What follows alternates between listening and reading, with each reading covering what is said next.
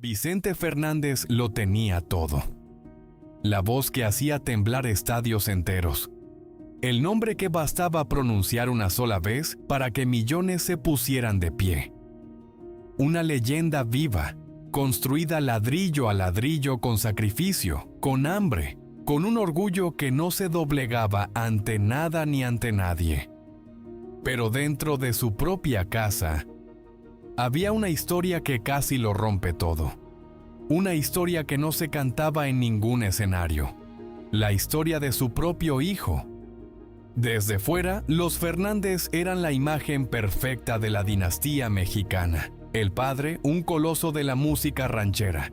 El hijo, un joven apuesto con una voz que prometía heredar el trono. La prensa los fotografiaba juntos y el mundo sonreía. Parecían invencibles.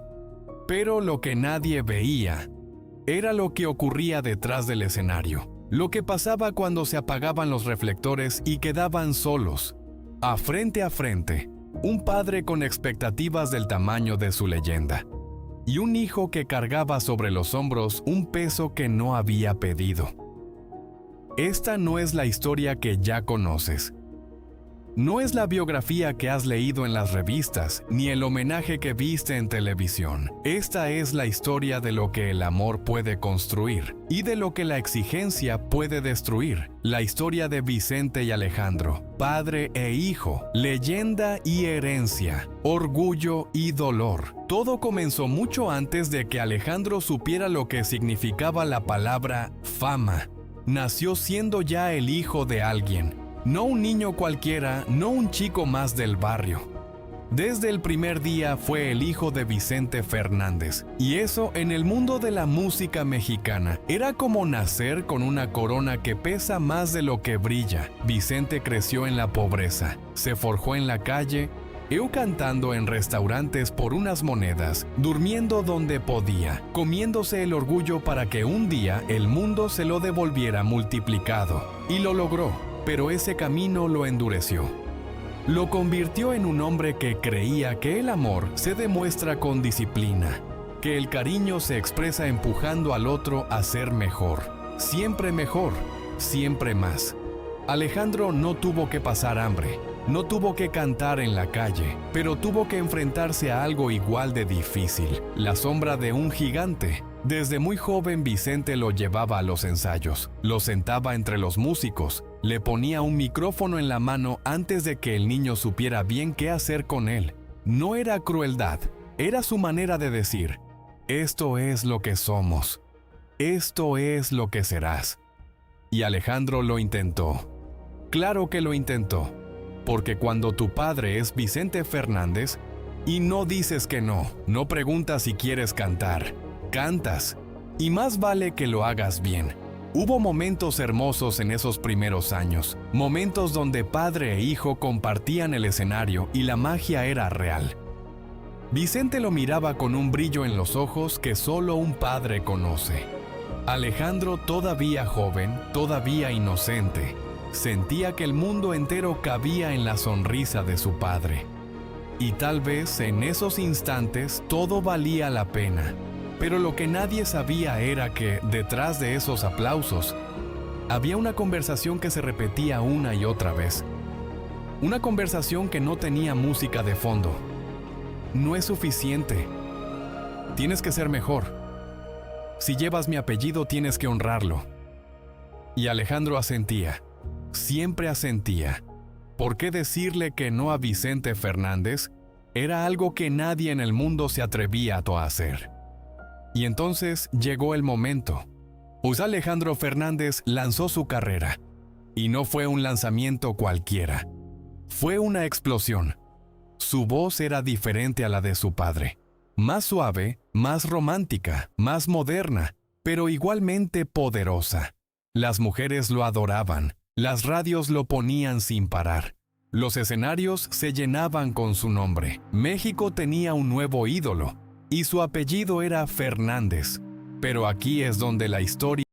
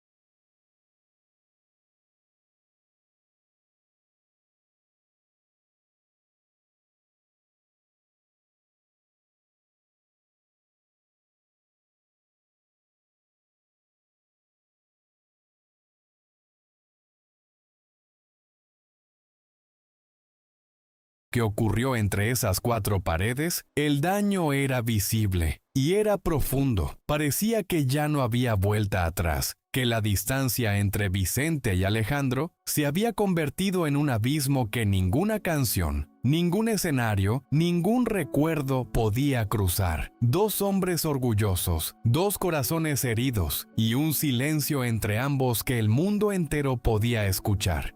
Lo que siguió fueron años difíciles, no de guerra abierta, porque los Fernández no hacen las cosas así. Fue algo peor. Fue una distancia educada, una frialdad disfrazada de respeto. 2 personas que comparten la misma sangre, el mismo apellido, la misma historia, pero que ya no se miran a los ojos de la misma manera. Vicente siguió siendo Vicente.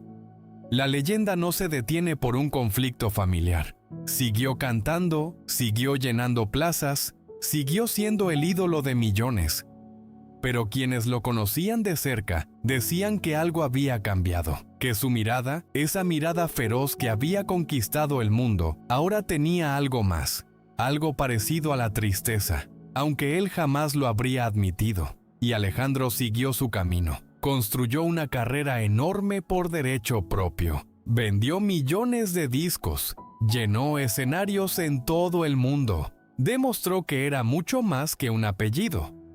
Pero por dentro llevaba una herida que ningún éxito podía cerrar. La herida de un hijo que nunca estuvo seguro de haber sido suficiente para su padre. El daño estaba hecho y parecía irreparable. Pero la vida tiene una forma brutal de recordarnos lo que realmente importa. Llegó la enfermedad. Y con ella, todo lo que parecía enorme se hizo pequeño. Las peleas, el orgullo, los titulares, las declaraciones, las heridas, todo se encogió frente a una sola realidad.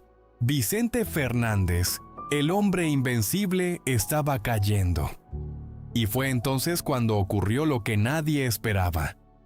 O tal vez lo que todos esperaban en el fondo de su corazón, aunque no se atrevieran a decirlo. Alejandro volvió. No con cámaras, no con declaraciones, no con un gesto público diseñado para la prensa. Volvió como lo que siempre fue debajo de todo. Un hijo. El hijo que, a pesar de todo, a pesar de cada herida, cada reproche, cada noche de insomnio y cada copa de más, seguía siendo el hijo de su padre, y un hijo no abandona. Los últimos meses de Vicente fueron silenciosos.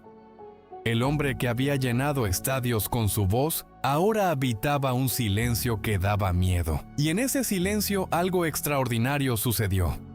No hubo una gran conversación.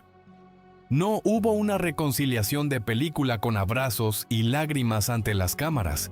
Eso sería demasiado fácil, demasiado limpio para una historia tan compleja. Lo que hubo fue presencia. Alejandro estuvo ahí, día tras día, noche tras noche, acompañando al hombre que lo había empujado hasta el borde, al hombre que lo había herido más profundamente que nadie en el mundo, al hombre que, con todas sus imperfecciones, seguía siendo su padre. O si tal vez eso sea lo más devastador de todo, que no hubo una frase mágica que lo arreglara todo. No hubo un perdóname seguido de un abrazo que borrara 30 años de dolor. Hubo algo más real, más humano, más doloroso y más hermoso a la vez. La decisión de quedarse, de estar presente, de elegir el amor aunque duela, aunque no se diga en voz alta, aunque nunca se nombre. Vicente Fernández se fue el 12 de diciembre de 2021. Y cuando se fue, no se fue el ídolo. No se fue la leyenda, no se fue el hombre de los 1000 corridos y los estadios llenos. Se fue un padre. Y junto a él, sosteniendo lo que quedaba, estaba su hijo.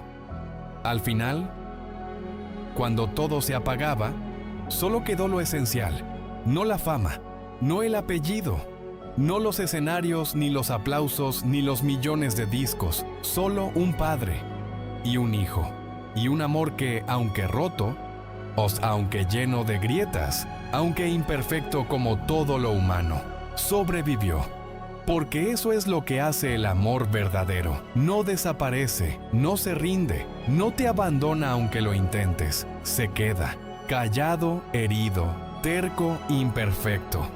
Pero se queda. ¿Tú crees que el amor puede sobrevivir a tanto dolor? ¿Crees que Vicente y Alejandro encontraron la paz al final? Te leo en los comentarios, y si esta historia te tocó el corazón, compártela con alguien que necesite escucharla. Nos vemos en el próximo vídeo.